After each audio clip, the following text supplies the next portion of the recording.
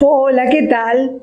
Bueno, hoy, día 21 de junio, comienza el verano aquí en el hemisferio norte, se produce el solsticio de verano, en el hemisferio sur el solsticio de invierno, y como cada estación vamos a ver lo que el cuadro astrológico presenta.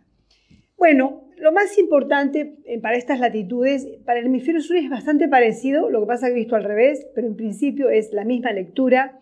Tenemos, por supuesto, el Sol en el signo de Cáncer, Mercurio, nodo norte, Marte en Cáncer, en contraposición a Plutón, Saturno y el nodo sur en Capricornio, la Luna en Acuario y Venus en Géminis en oposición a Júpiter.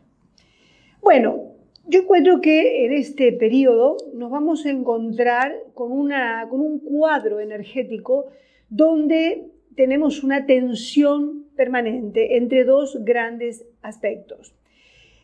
El telón de fondo que viene ya produciéndose a lo largo de todo este año, como expliqué en otros vídeos, con el ingreso ya permanente de Urano en el signo de Tauro y con el ingreso de Quirón en el signo de Aries.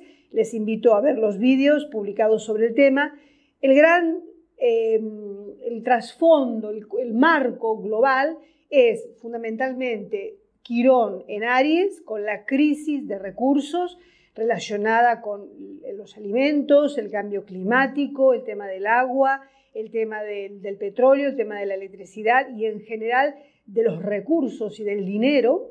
Y por otro lado, frente a esta crisis que es colectiva, está Urano en Tauro, que después de 84 años se instaló ya en Tauro, trayendo una necesidad y un impulso colectivo de buscar nuevas maneras de generar recursos, una visión diferente en cuanto al valor del dinero, el valor del tiempo, el valor del trabajo, el valor de la tierra, el valor de la propiedad.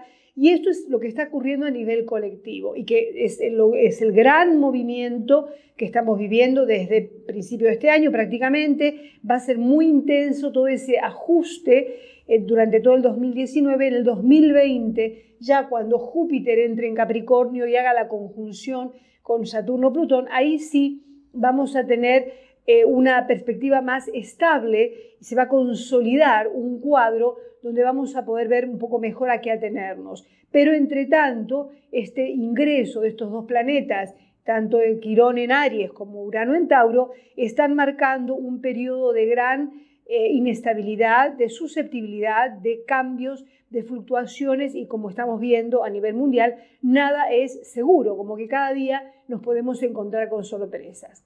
Dentro de este telón de fondo que tenemos, por un lado, esta tensión entre este Saturno, Plutón, nodo sur en Capricornio, las cristalizaciones, las estructuras antiguas, el agarrarse, hay un apego, hay todo un nivel de la sociedad, como también a nivel interno. Esto te invito a que lo observes, hay una parte interna que no quiere cambiar, que está apegado a inercias, a valores antiguos, a ciertas comodidades, cierto confort, ciertas autoimágenes, ciertas maneras de verse, de gestionarse, de relacionarse con el mundo de lo concreto, que es Capricornio. Entonces, dentro de este apego y esta cristalización a lo viejo, se está abriendo paso toda una necesidad de crear cosas nuevas. Lo que pasa que este eje Cáncer-Capricornio, como ya también se viene dando el último año y pico, marca una tensión entre eso viejo que no quiere soltarse, que se agarra con uñas y dientes a lo conocido en todos los órdenes, y por otro lado esa necesidad de estar mucho más atento y mucho más consciente de las propias necesidades, de lo que es la energía canceriana, la conexión con la emoción, con el mundo más inmediato, con la supervivencia incluso del grupo, de la familia y del clan. Esa tensión se va a manifestar incluso como reacciones bastante dogmáticas.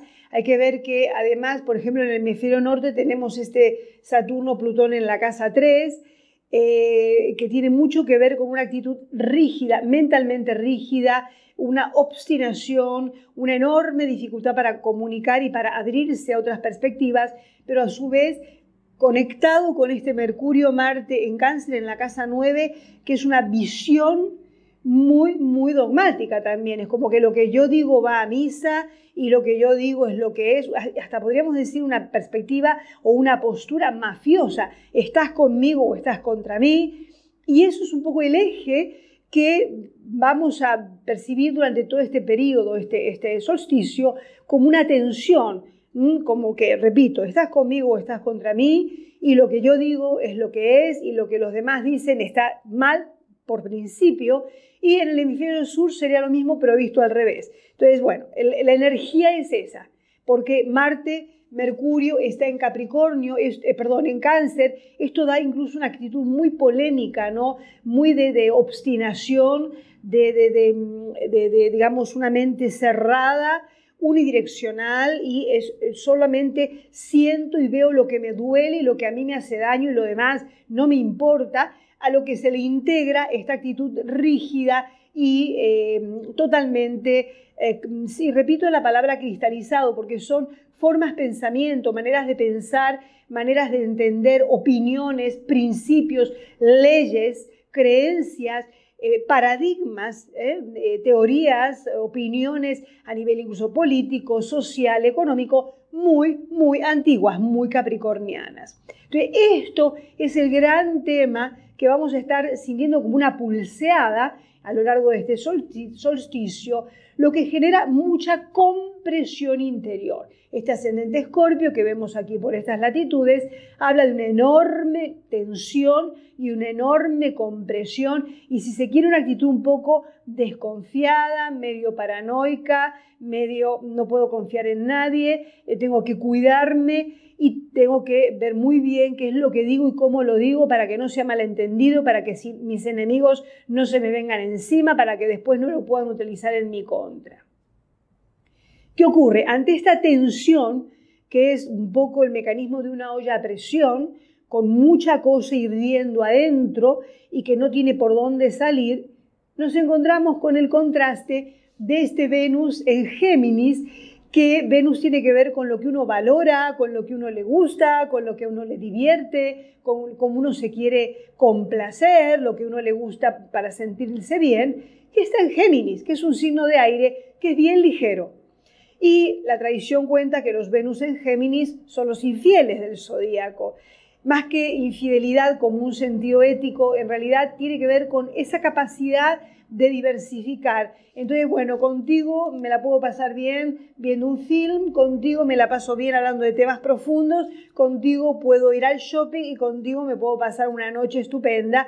Y esa capacidad de moverse y de mirar diferentes alternativas, que puede incluso manifestarse como una flexibilidad y una capacidad de adaptación, pero también como un riesgo de frivolidad y de superficialidad. Y este Venus en Géminis está en oposición a Júpiter en Sagitario, que expande de alguna manera. Es como que ante esa olla a presión y esa tensión interna, donde parece que uno estuviera necesitando cuidarse de tanta cosa, este Júpiter en Sagitario es como la válvula de seguridad de la olla a presión, que permite liberar un poco de vapor, y uno dice, bueno, a ver qué hago, para dónde voy, cómo me divierto, cuál es la salida. ¿Cuál es la salida? Bueno, la salida es divertirme y pasármela bien.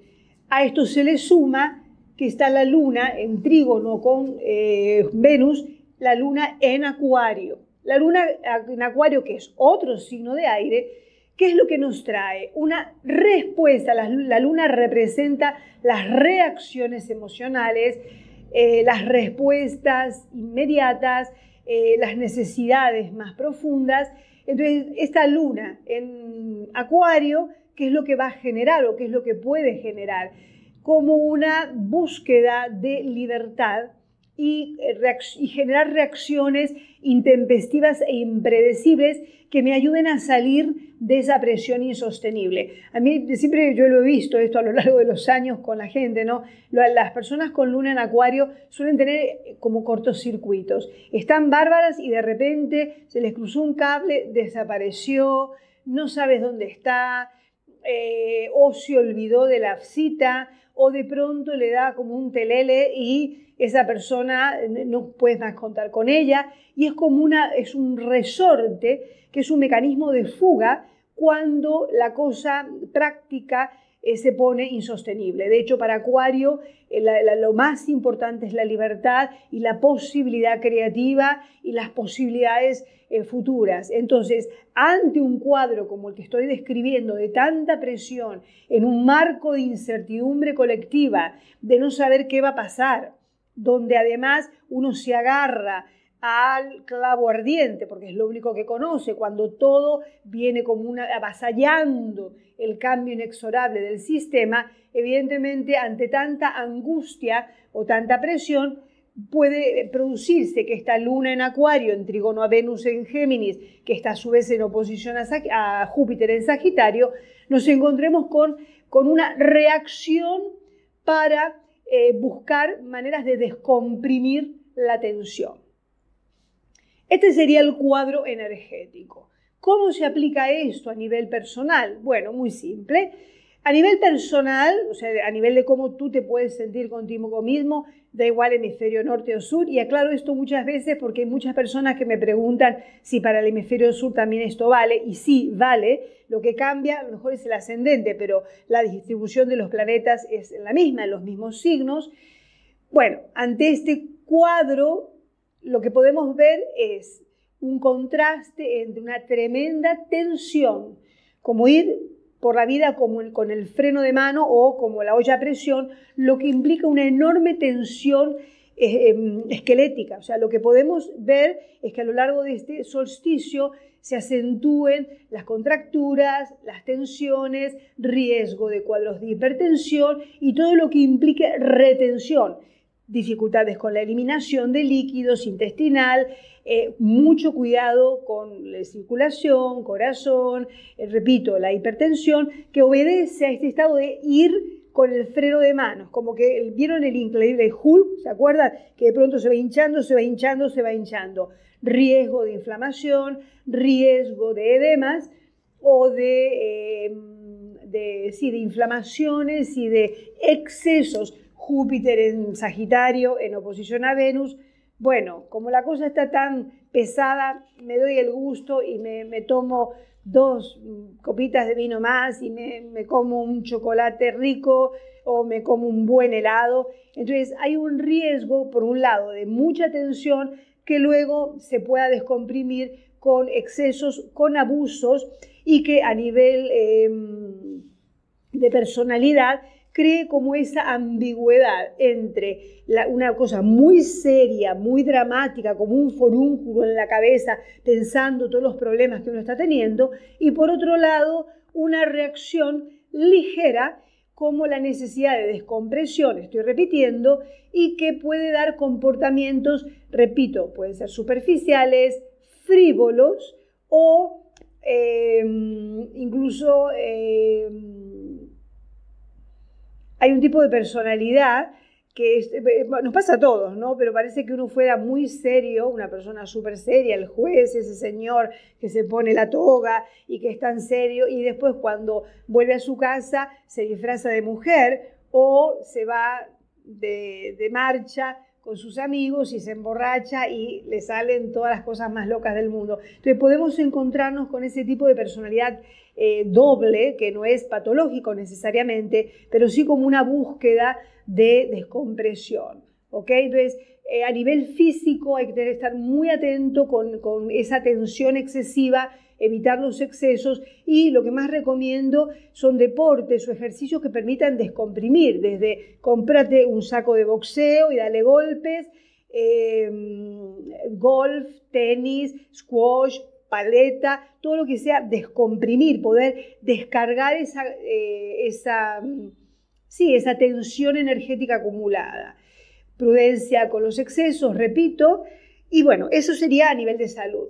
Luego, el gran tema de este periodo yo creo que tiene que ver con el mundo de las relaciones, la relación contigo mismo y la relación con los demás. ¿Por qué? Porque vamos a encontrarnos con esta ambigüedad, si se quiere, ¿no? Por un lado, una enorme seriedad y mucha preocupación y mucha angustia y mucha carga, mucho peso, y por otro lado, a ver, me quiero divertir y quiero buscar la manera en que se me aligere la vida. Entonces, podemos encontrarnos con una pulsión o una compulsión de buscar salidas frívolas o superficiales o inconfesables, ¿no? El otro día daba una charla sobre esto aquí con una gente amiga y muchas veces, sobre todo aquí, ¿no? Con este Saturno, Plutón en la casa 3, es como que uno puede tener pensamientos o fantasías que son inconfesables. ¿Qué voy a pensar yo de mí mismo? No puedo decir lo que estoy pensando, la fantasía que tengo, lo que me gustaría hacer en este momento, pero está eso ahí.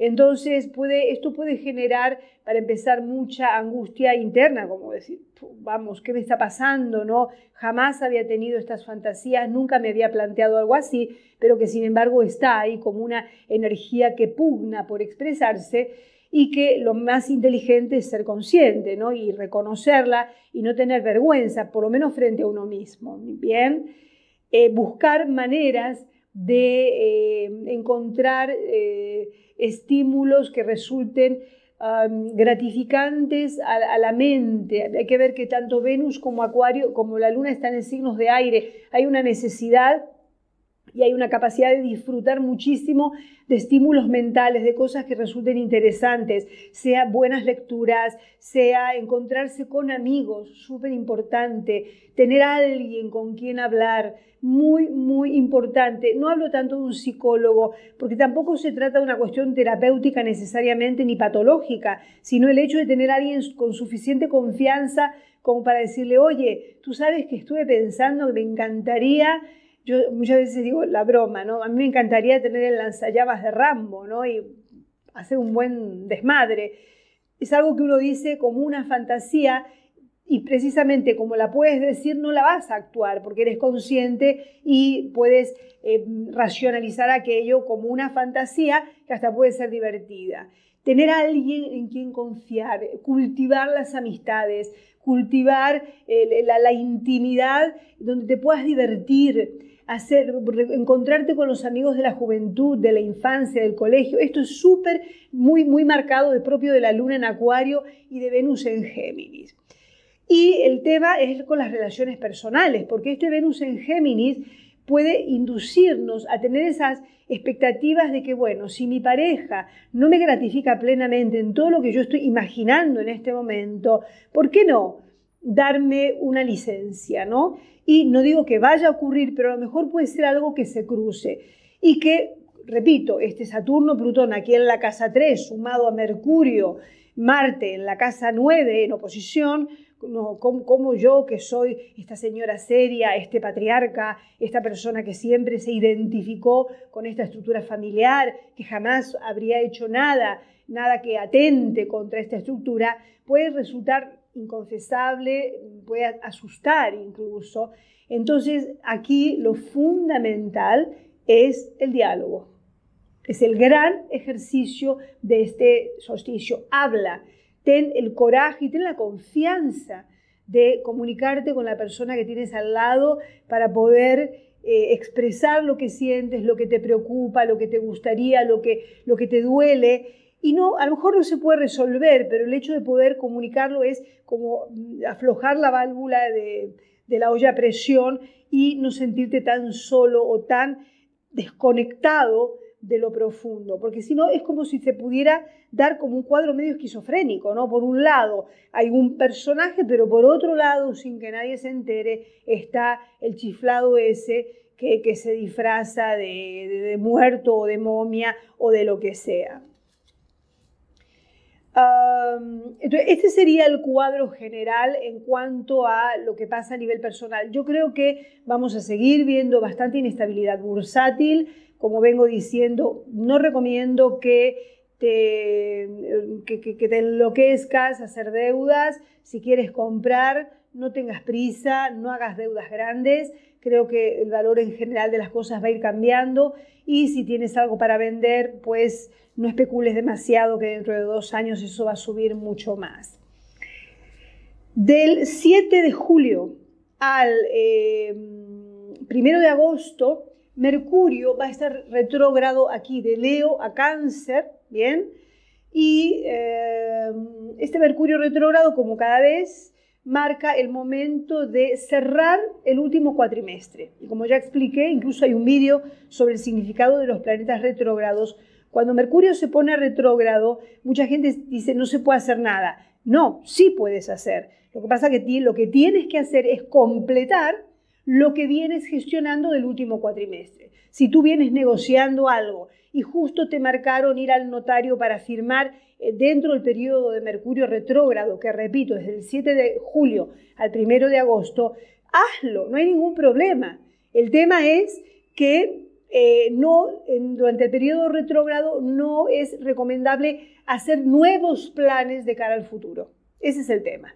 Entonces, aprovechar el periodo de Mercurio retrógrado para terminar de gestionar lo viejo, cerrar el cuatrimestre, terminar de ordenar una serie de cosas y dejar la programación de lo nuevo y la planificación de lo nuevo a partir del 2 de agosto. ¿Bien? ¿Qué ocurre? Este Mercurio está retrógrado de Leo a Cáncer. Y el hecho de que esté retrógrado de Leo a Cáncer, Leo es un signo muy autocentrado, es el signo egocéntrico, hablando en términos de distorsión o de personalidad egoica, es el más egocéntrico del zodíaco. Mercurio es el planeta de la mente, es donde tú enfocas la atención. Cuando Mercurio está en Leo, hay una actitud muy enfocada en uno mismo, como que uno se mira el ombligo, a ver qué me pasa hoy, qué me duele hoy, será que hoy estoy bien, ¿no? Y el hecho de que Mercurio se ponga retrógrado de Leo a Cáncer, que Cáncer es el signo de la familia y de las emociones, lo que este movimiento nos está invitando es a ajustar esa perspectiva que está solo enfocada en uno mismo para ponerla un poco más amplia a considerar las emociones y las relaciones más primarias, más directas, íntimas, sobre todo en la familia.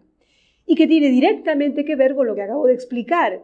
Si estoy con ese mecanismo de olla a presión, que nadie se dé cuenta de lo que me pasa, ir bajo control, estar saturado, estar preocupado, estar angustiado y no quiero que nadie lo vea, eso te mete en un cucurucho, nos tiende a ensimismar, uno está muy cerrado, muy así preocupado y esa actitud no es saludable. Cuando Mercurio va hacia Cáncer, lo que te dice es empieza a mirar también tus emociones y arriésgate a compartirla y a comunicarla con la gente que más quieres. Esto va a ser muy, muy valioso. ¿Ok? Y por último, el 2 de julio, con la luna nueva que se produce en el grado 10 de Cáncer, hay un eclipse de Sol, y cuando se produce un eclipse de Sol es que la luna pasa delante del Sol durante el día, esto se va a ver sobre todo en el hemisferio sur, la luna representa las emociones, el Sol representa la conciencia. Si la luna tapa temporalmente al Sol, ¿qué significa esto? Que las emociones ocultan temporalmente la conciencia. Si bien se suele decir que esto es malo y que hay que tener mucho cuidado porque de pronto uno se altera, bueno, yo no creo que sea malo, lo que yo creo que puede ser muy revelador. Entonces, puede ser que en esas horas que dure el eclipse de Sol, uno pueda encontrarse bastante irritado, bastante alterado, como esa olla a presión que parece que está por explotar, cosa que puede ser muy, muy interesante de observar.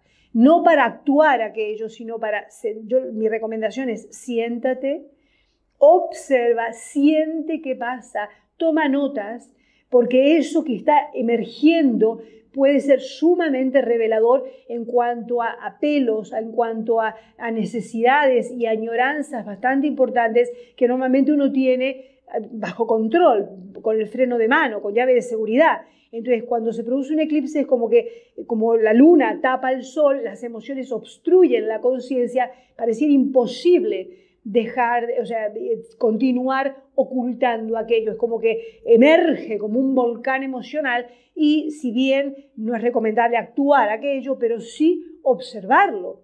Entonces recomiendo que ese día, que es el 2 de julio, insisto, que se produce un eclipse,